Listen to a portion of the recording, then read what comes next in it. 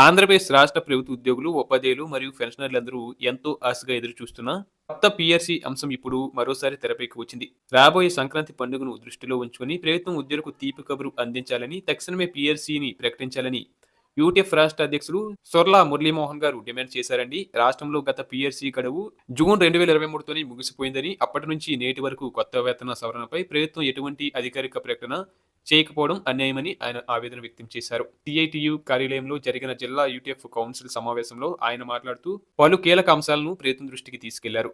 నిత్యావసర వస్తువుల ధరలు ఆకాశాన్ని అంటుతున్న తరుణంలో వేతన సవరణలో జరుగుతున్న జాప్యం వల్ల లక్షలాది మంది ఉద్యోగ కుటుంబాలు ఆర్థికంగా ఇబ్బందులు ఎదుర్కొంటున్నాయని వివరించారు. ముఖ్యంగా గత ఏడాదిన్నర కాలంగా కొత్త పీఆర్సీ కోసం ఎదురుచూపులు తప్పడం లేదని, ఇది ఉద్యోగుల మనోధైర్యాన్ని దెబ్బతీస్తుందని పేర్కొన్నారు.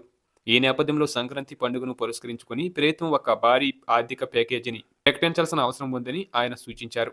కొత్త పీఆర్సీ కమిషన్ను నియమించి అది తన నివేదికను సమర్పించి అమలు చేసేలోపు చాలా సమయం పట్టే అవకాశం ఉన్నందున ఉద్యోగులకు తక్షణ ఉపశమనం కలిగించాలని ఆయన కోరారు.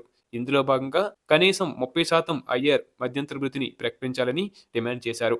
ఈ 30% ఐఆర్ కనుక అమల్లోకి వస్తే పెరుగుతున్న ఖర్చుల నుండి ఉద్యోగులకు కొంత రక్షణ లభిస్తుందని ఆయన అభిప్రాయపడ్డారు. దీంతో పాటు ప్రభుత్వం వద్ద ఎంతో కాలంగా పెండింగ్ లో ఉన్న 3 కరువు భత్యం డిఏ బకాయిలను కూడా తక్షణమే విడుదల చేయాలని కోరారు. డిఏలు సకాలంలో అందకపోవడం వల్ల ఉద్యోగులు నెలవారీ ఆదాయంలో గ్యాప్ పెరుగుతుందని, దీనివల్ల పెన్షనర్లు కూడా ఇబ్బంది పడుతున్నారని ఆయన గుర్తు చేశారు.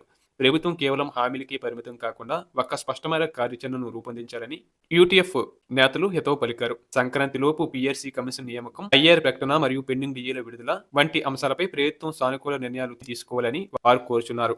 రాష్ట్ర అభివృద్ధిలో కీలక పాత్ర పోషిస్తున్న ఉద్యోగుల సంక్షేమాన్ని నిర్లక్ష్యం చేయడం తగదని, ప్రభుత్వం వెంటనే స్పందించి ఉద్యోగ, ఉపాధ్యాయ మరియు పెన్షనర్ల మొఖాల్లో చిరునవ్వులు నింపాలని సమావేశంలో తీర్మానించారు.